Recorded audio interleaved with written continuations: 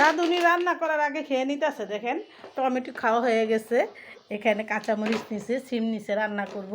তো কীভাবে রান্না করে একটু দেখাও তো, কেমনে রান্না করবা তুমি, কেমনে রান্না করবা, কি রান্না করবা? সিম, সিম রান্না করব। সিম রান্না করবা? ও, তা কী খাইতেছো তুমি?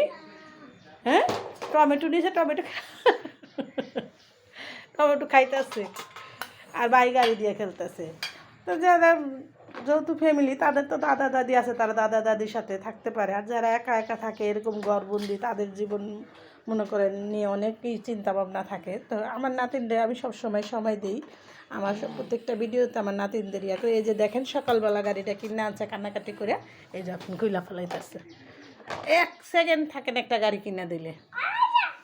হ্যাঁ হ্যাঁ, এর লেগে দেই না সহজে।